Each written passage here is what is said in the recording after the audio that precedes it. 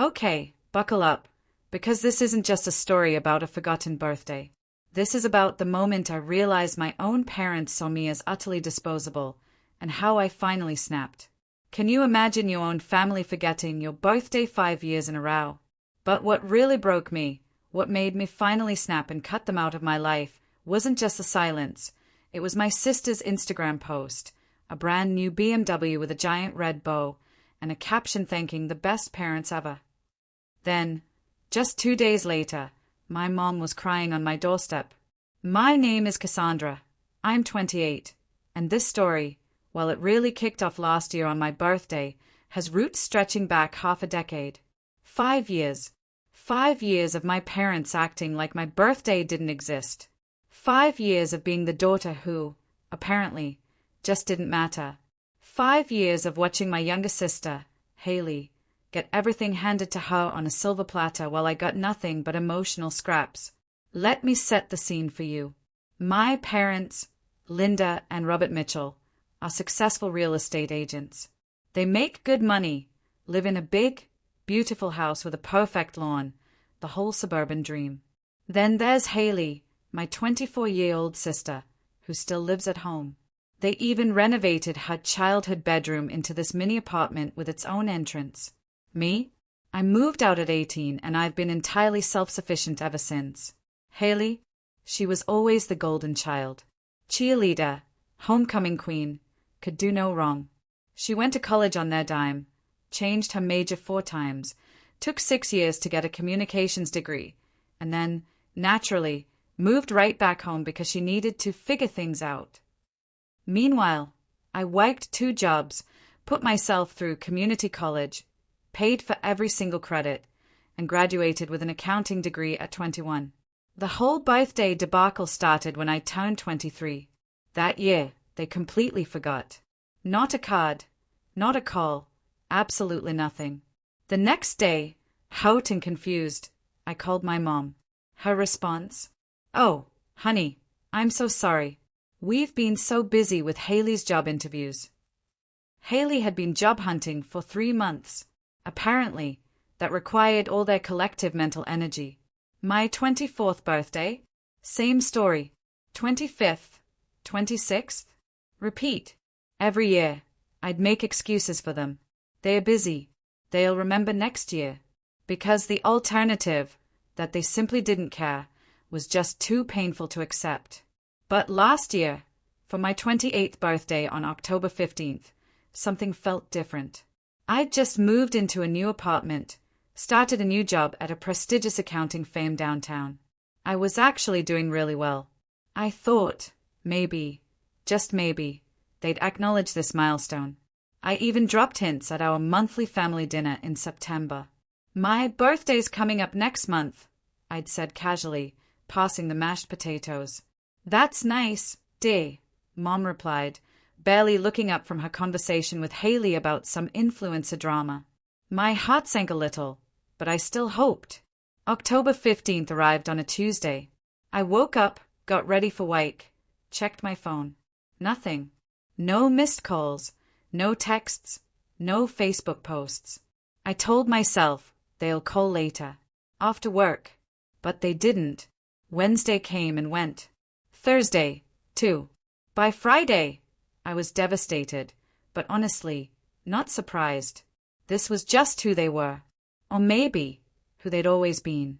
Saturday evening, I was curled up on my couch, takeout Chinese food getting cold, a bottle of wine by my side, having my own private pity party.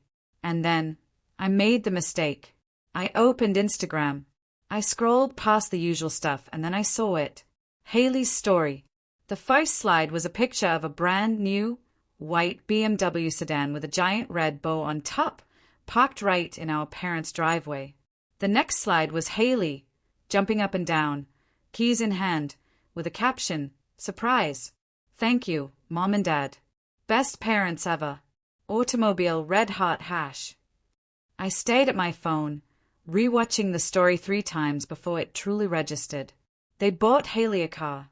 A brand new BMW. A luxury car. My birthday had passed, utterly unacknowledged, for the 5th consecutive year, and they were springing a brand new, probably $40,000 car on Haley on a random Saturday. I clicked over to her main feed. More photos. The car from different angles. Haley posing with mom and dad, all of them beaming. The timestamp showed they were posted just hours ago. The comments section was flooded with friends and family congratulating Haley and praising my parents for being so generous. Even Aunt Karen commented, "Linda and Robert, you guys are such amazing parents. Haley is so lucky." The irony was suffocating. I set my phone down. Wine forgotten. Chinese food getting colder. 5 years of forgotten birthdays crashed over me like a tidal wave. 5 years of feeling invisible, unimportant, unloved. And here was the high-definition proof that it wasn't about being busy or forgetful. It was about priorities. And I was simply not one of them. The rage that built inside me was unlike anything I'd ever felt. It wasn't the hot, explosive kind of anger. It was cold, calculating, absolute. I was done. Completely. I picked up my phone. Family group chat. I typed and deleted probably 10 different versions before settling on something simple, yet devastating. Congratulations to Haley on the new car. After 5 years of forgotten birthdays, this Instagram story made your priorities crystal clear. I'm done pretending this is a family that cares about me. Don't contact me again. I hit send, and then I blocked all 3 of them. Every single platform I could think of. Instagram, Facebook, their phone numbers, email addresses, even Venmo, because Haley had requested gas money from me a few months back. Then I did something I'd never done. I protected my peace by going completely no contact. No explanations. No long letters detailing their failures. No attempts to make them understand. Just silence. And the relief? It was immediate. For the first time in years, I felt like I was in control. I wasn't going to beg for their attention in a mall. Wasn't going to hope this time would be different. Wasn't going to accept their scraps of affection when it was convenient for them. Sunday and Monday passed peacefully.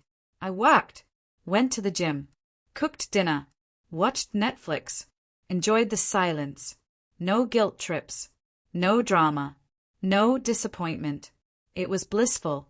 Then, Tuesday afternoon, I was working from home when my doorbell rang. I wasn't expecting anyone. I looked through the peephole and froze. It was my mother, and she looked like hell. Her usually perfect hair was messy, her makeup was smudged, and she was crying. I considered not answering. I really did, but curiosity, and a twisted part of me that wanted to hear her excuses, got the better of me. I opened the door, but didn't invite her in. "What do you want, Linda?" "Cassandra, honey, please. We need to talk. You can't just cut us off like this. We're your family," she sobbed. "Family." I laughed. There was no humor in it. Family remembers birthdays. Family treats all their children equally. Family doesn't require Instagram stories to remind them their other daughter exists. "You don't understand," she choked out, tears streaming down her face. "Haley needed that car. Her old one broke down, and she has job interviews and—" "Stop!" I held up my hand. "Just stop. Haley needed a car. So you bought her a luxury BMW worth at least $50,000. You couldn't have bought her a reliable used car for $8,000. You couldn't have co-signed a loan. It had to be a brand new luxury car with a bow. We wanted to surprise her. When's my birthday, Linda?" She stared at me, blankly. "What?" "My birthday. When is it?" The silence stretched between us, an eternity. She opened her mouth, closed it, looked confused, then panicked. "You don't know," I said, flatly. My voice was a monotone of pure disbelief. "Your own daughter's birthday, and you don't even know when it is." "It was October 15th, by the way. 5 days ago. The 5th one you've completely ignored." "Oh, Cassandra, I'm so sorry. I've been so busy with work. And Haley, there it is again." I cut her off. "Haley, Everything is always about Haley. Her job search. Her needs. Her problems. Do you know what I do for work, Linda? Do you know where I live? Do you know anything about my life that doesn't involve Haley? She was crying harder now. Of course I do. You're an accountant, and you live in that apartment. I'm a senior financial analyst at Morrison & Associates. I got promoted 8 months ago. I moved to a new apartment in September. I've been dating someone for 2 months now. I got a raise that puts me in a higher tax bracket than Haley's ever been in her life. But you wouldn't know any of that, because you've never asked. Cassandra, please, you're our daughter, too. No, I'm not. Not really. My voice trembled, but I pushed through. I'm the daughter you had first. The practice round. Haley is your real daughter, the one you actually care about. And I'm done pretending otherwise. She reached out to grab my arm. You can't mean that. We'll love you. Love. I stepped back from her reach. You want to know what love looks like? Love looks like remembering important dates. Love looks like equal treatment. Love looks like phone calls that aren't preceded by, "Can you talk to Haley?" Love looks like caring about my life, even when it doesn't directly impact your precious golden child. We can fix this, she pleaded. We'll make it up to you. We'll get you a car, too. I don't want your guilt gifts, Linda. I don't want your panic purchases. I want you to leave. Cassandra, please, I said, leave now.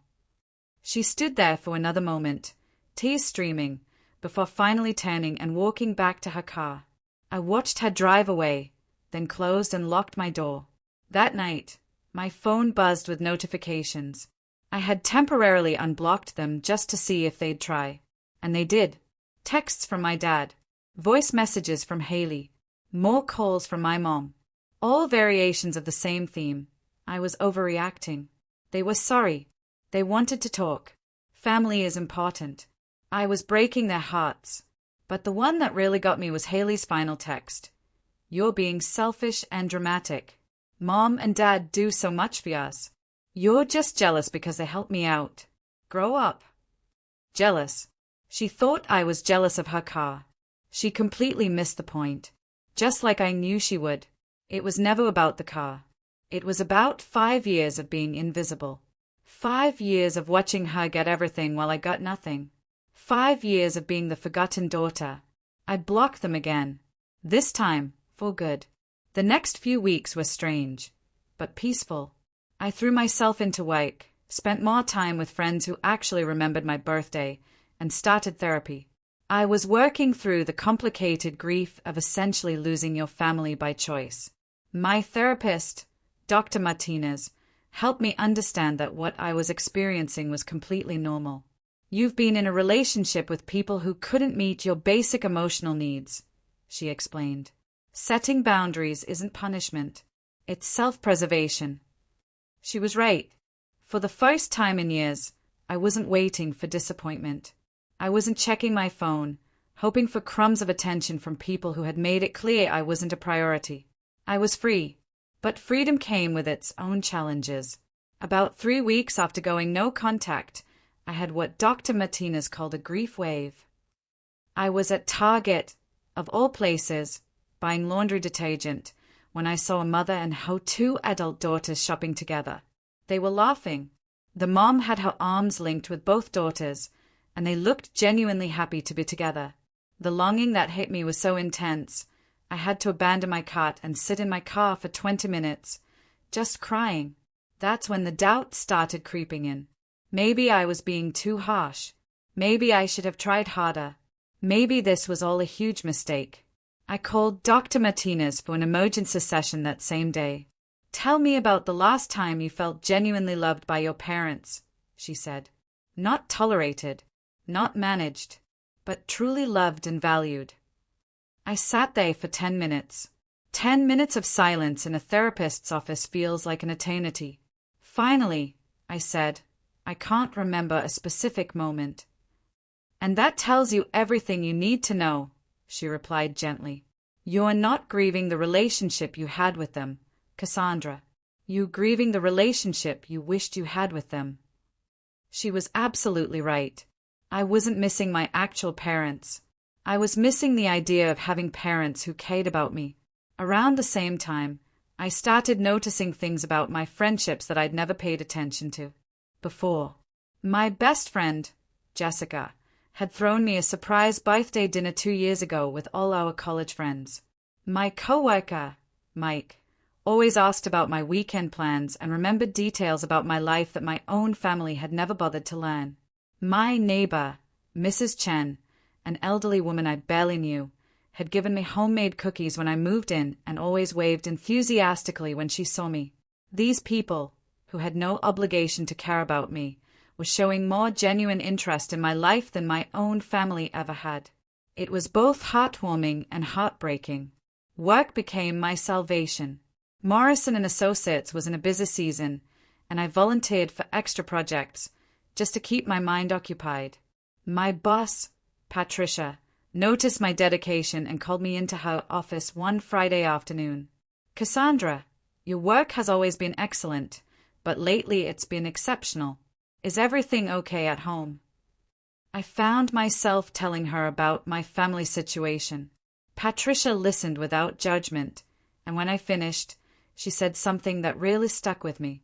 Some people spend so much energy trying to fix broken relationships that they never invest in healthy ones. It sounds like you're finally investing in yourself. She was right. For years, I'd been pouring emotional energy into people who gave me nothing back, while taking for granted the relationships that were actually nourishing me. During this time, I also started dating someone new. I met Jake through a mutual friend at a Halloween party, about 6 weeks after cutting off my family. He was dressed as a vampire. I was Wednesday Addams. He made me laugh within 5 minutes of meeting him. What struck me most about Jake wasn't just that he was funny and kind, but that he was genuinely interested in me. He asked follow-up questions about my work, remembered stories I told him, and seemed to actually enjoy my company. On our third date, he surprised me with tickets to a comedy show because I'd mentioned in passing that I loved stand-up. How did you remember that? I asked, genuinely puzzled. Because you told me, he said, looking confused by my confusion. Why wouldn't I remember? It was such a simple exchange, but it highlighted how abnormal my family dynamics had been. Jake remembered a casual comment because that's what people do when they care about someone. My family couldn't remember my birthday because they didn't prioritize caring about me. As Jake and I got more serious, he started noticing things about me that even I hadn't realized. You always seem surprised when people remember things about you, he observed one evening as we were cooking dinner. Like you're shocked that anyone would pay attention to what you say. He was absolutely right. I had been trained by my family to expect attention, to be grateful for scraps, to never ask for more than people were willing to give. Being with someone who naturally gave his full attention felt almost foreign at first. Jake also helped me see how my family's treatment had affected my other relationships. I had a tendency to overgive, to never ask for help, to always be the one reaching out first. I'd been operating under the assumption that love had to be earned through perfect behavior and constant availability. You know, you don't have to earn my love, right? He said one night when I apologized for the third time for being tired after a long day at work. You can just exist and be loved for who you are. It was a revolutionary concept. Meanwhile, the attempts at contact from my biological family continued sporadically. My dad tried calling from different numbers. Haley created fake social media accounts to try to follow me, and my mom even sent letters to my workplace, which was both embarrassing and infuriating. The workplace letters actually pushed me to consider getting a restraining order. My coworkers started asking questions, and I had to explain to my boss that my family was essentially stalking me. Patricia was understanding but concerned.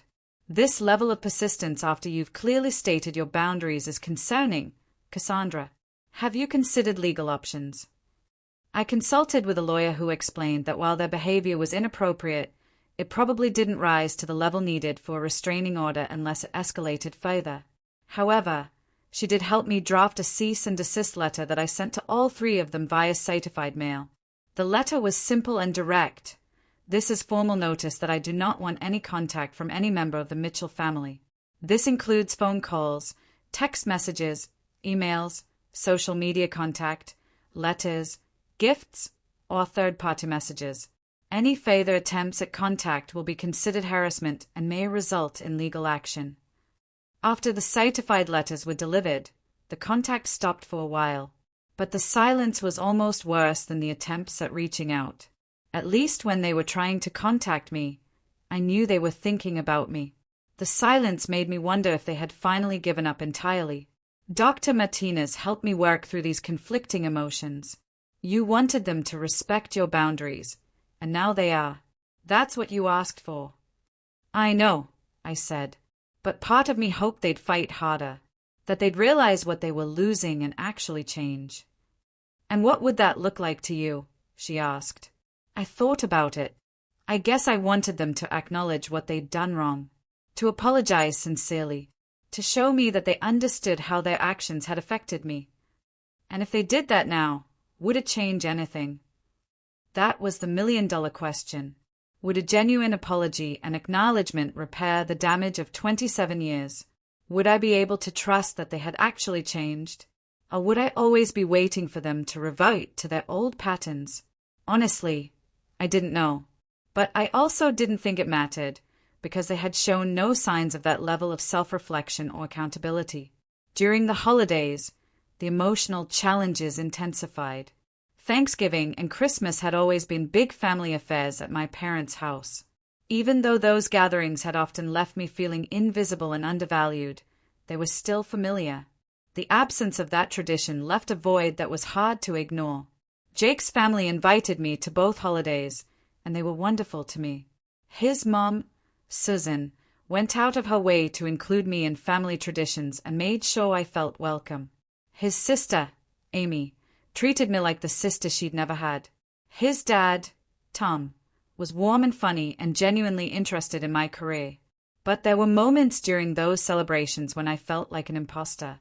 When Jake's mom would hug me goodbye and say, "I love you, honey," a part of me wondered if I deserved that kind of unconditional acceptance.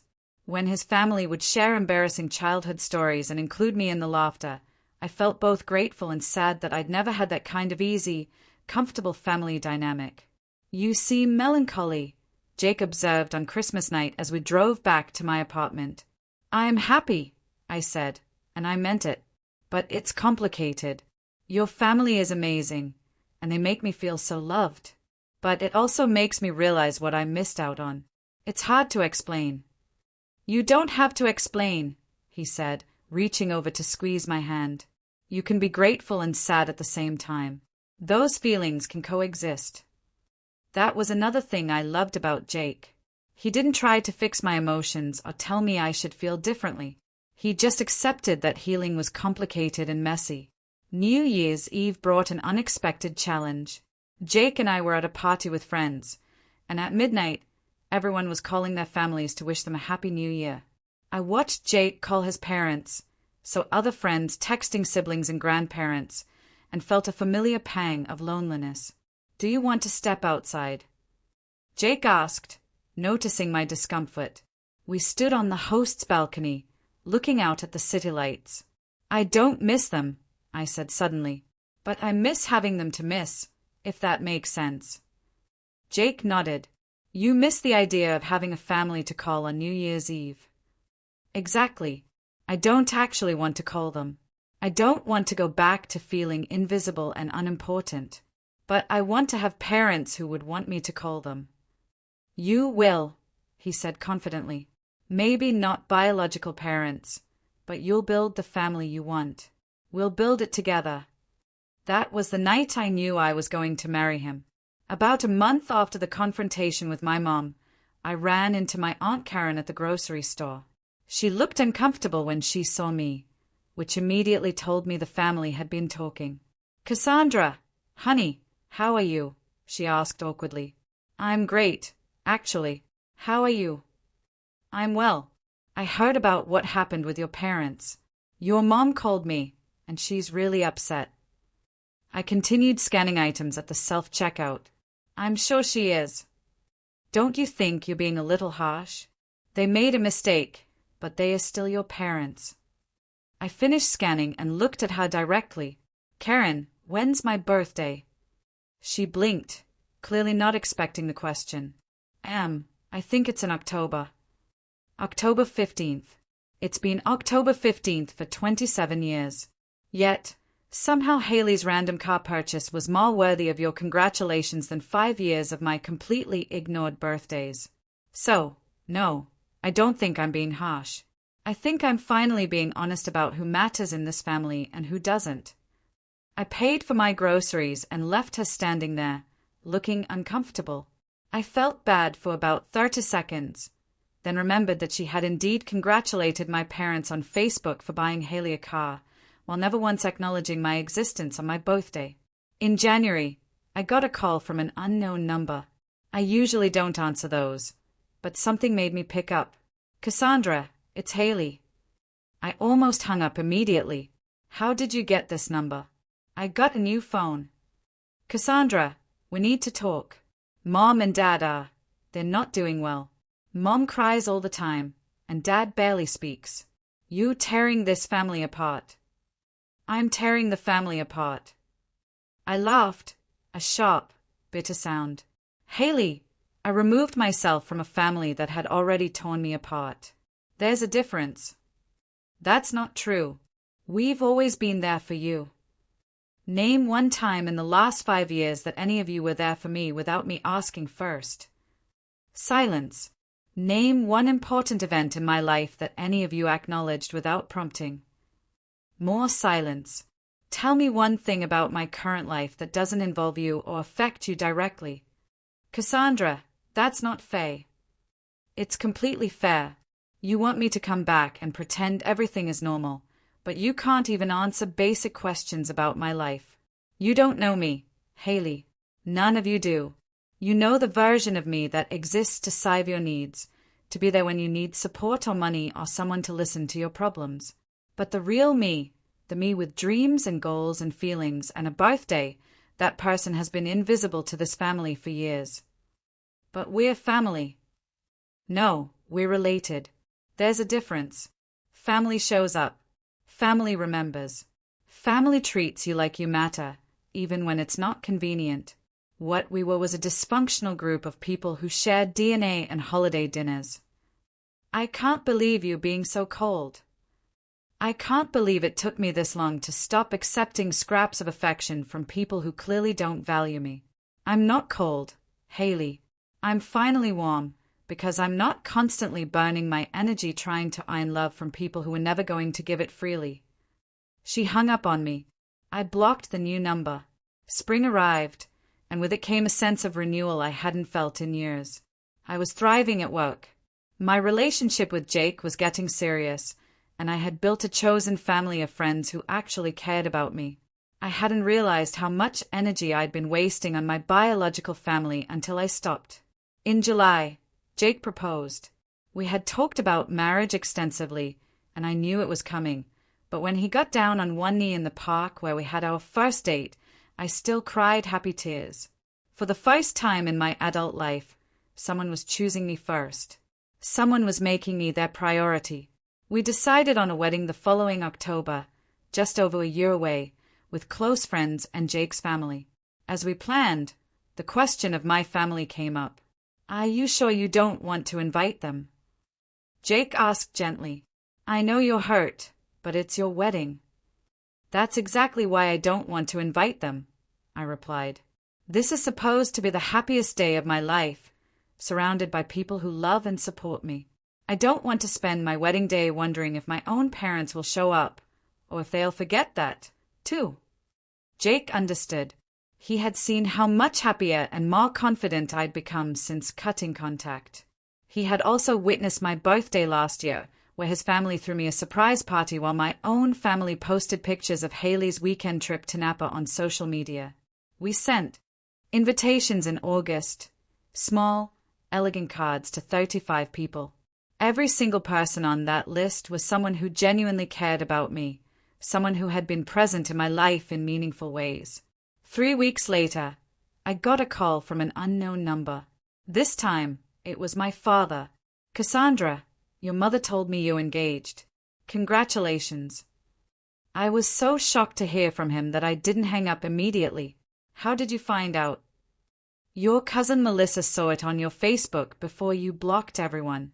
"Cassandra, you can't seriously be planning a wedding without your family." "I'm planning a wedding with my family, Dad. My chosen family. People who actually know me and care about me." "We care about you. We've made mistakes, but we're still your parents. We deserve to be at your wedding." "Deserve?"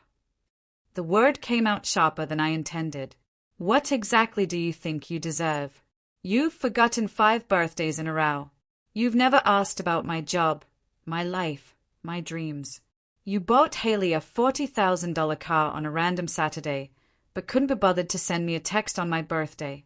What part of that makes you think you deserve anything from me? We raised you. You housed and fed a child because that's legally required.